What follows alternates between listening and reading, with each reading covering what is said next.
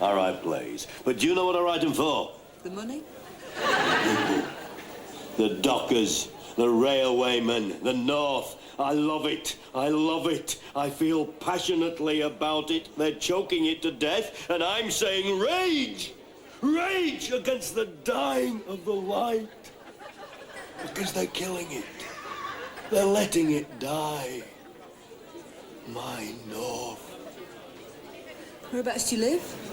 Chiswick.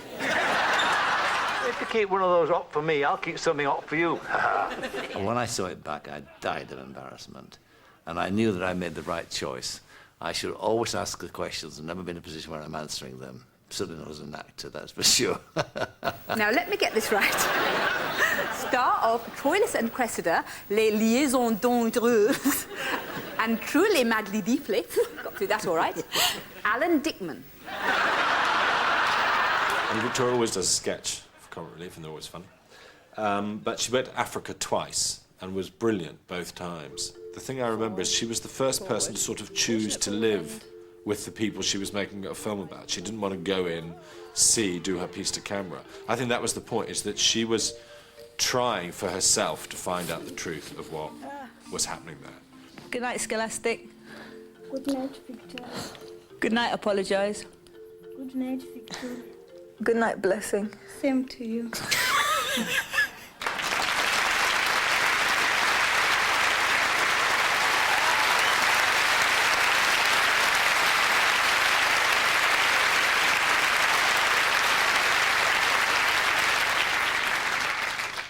I'll speak, shall I?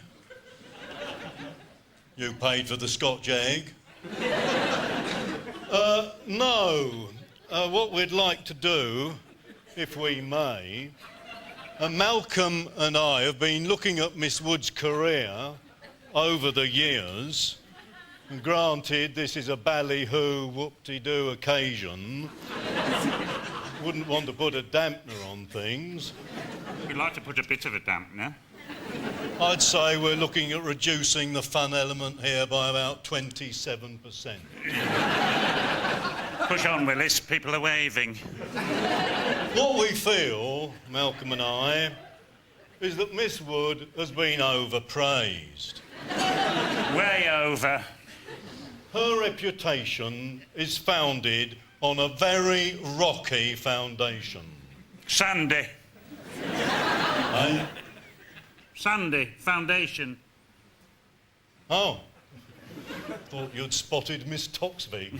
I was making the point that sand is a notoriously inadequate foundation. You're not wrong. As is jelly. That's right. As are sponge fingers. Steady, ladies present. Somebody's gesticulating with their fingers. Ignore it. It's a sign of a poor vocabulary. Should we not say one complimentary thing before we go? No.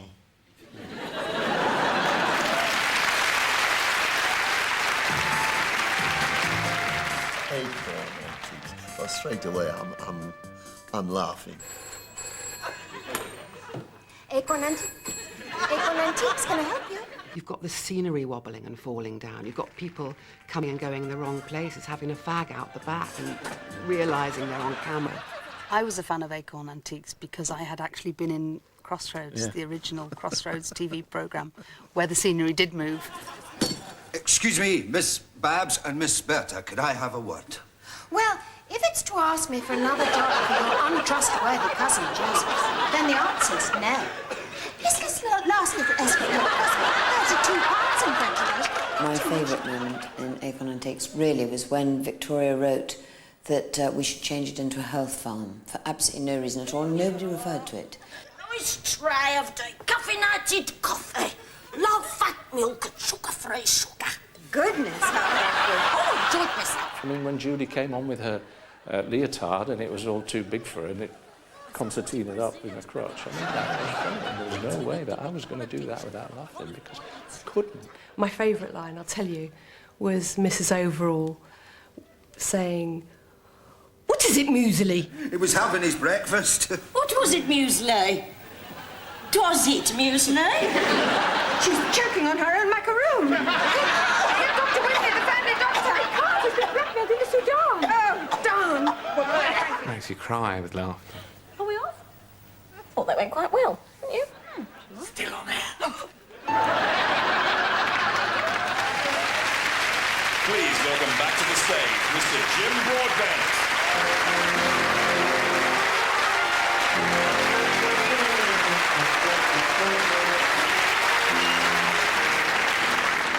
Now, we're in something of a cleft stick here because the one thing we've all wanted to do, apart from a couple of dismal Jimmies, one thing we've all wanted to do is the one thing that will have made Victoria feel intensely uncomfortable. But this is our evening, and it's our opportunity to heap praise on her, and if she hasn't enjoyed it, well, that's unfortunate, but tough. But in the interests of accuracy, I looked her up in the new Oxford Dictionary of Quotations, and she wasn't in there. Not one entry. Well, that's just appalling. It's insane. Because if anyone has captured our generation, our quirks, our sensitivities, our obsessions, and the whole minutiae of the world we live in, it's been Vic. And if anyone's done it funnier, well, they haven't, have they? To have seen...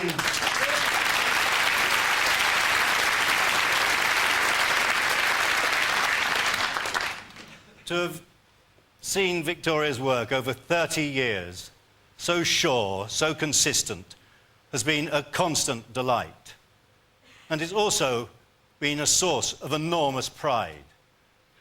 Now, as I say, I'm sure this has been absolute torture for her, but perhaps one day she'll be able to look back on this evening and say, paraphrasing herself, a Bafta tribute, I had one of them.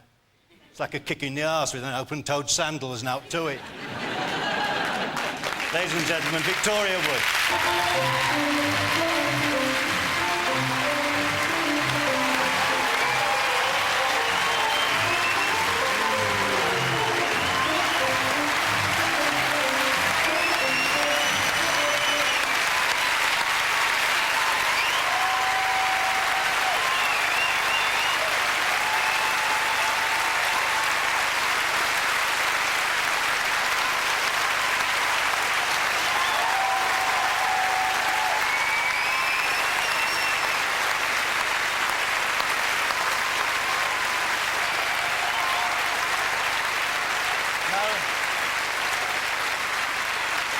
Ladies and gentlemen,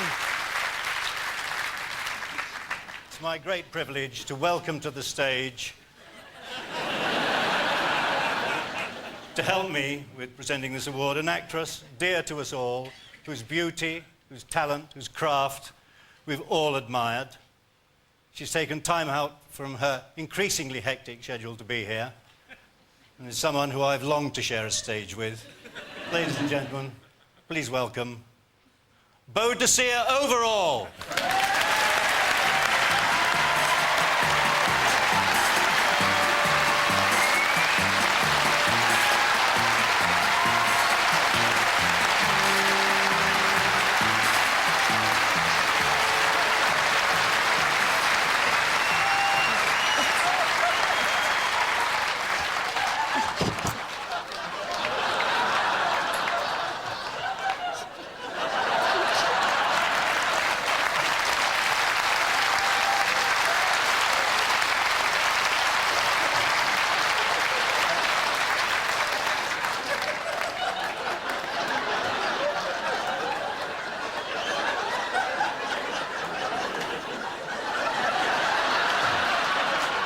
Please stay.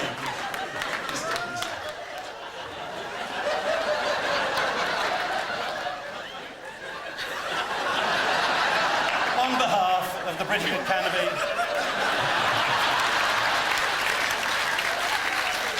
on behalf of the British Academy of Film and Television Arts, it is my absolute delight to present you, Victoria, with this very special tribute. Thank you.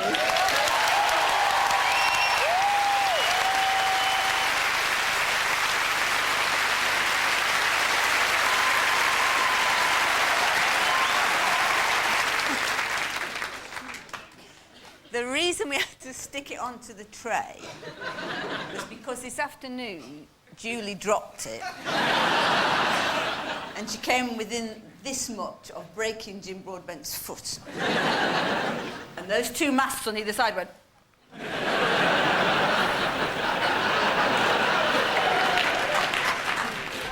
And it's a bit wonky, but it's only me can see the Bostic, so... Now, I just want to say thank you very much to Bafta for this award, because when you get an award like this, it is an acknowledgement of your work and it is an honour. When you don't get it, it's just a load of middle-aged women in evening dress having a laugh. But I have to say, I'm having a wonderful evening. I haven't heard everything that's gone on tonight. I did start watching it, and then I couldn't watch it because somebody said that UK Girl were doing a back-to-back bumper bargain hunt weekend on this.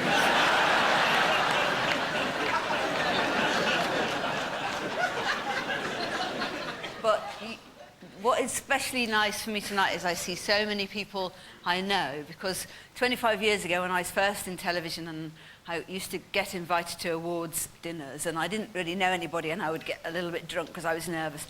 And I'd go to people and say, hey, how are you? And then I'd go home and think, oh, bloody hell, that was Princess Margaret.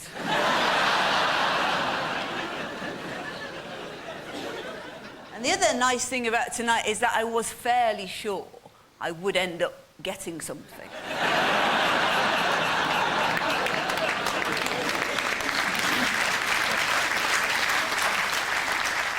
Because I was thinking this would be a very elaborate and expensive way for the BBC to do a This Is Your Life on Ted Robbins.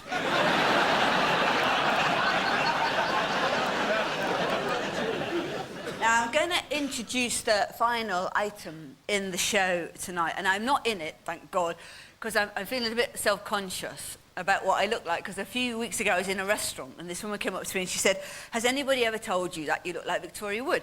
And I said, yes, my mother, we weren't close. And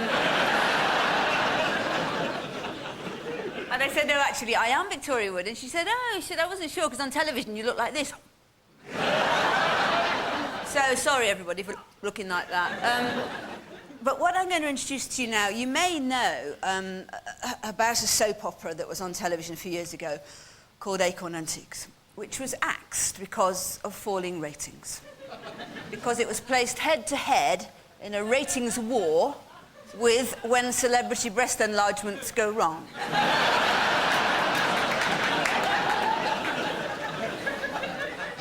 But the actress who plays Mrs. Overall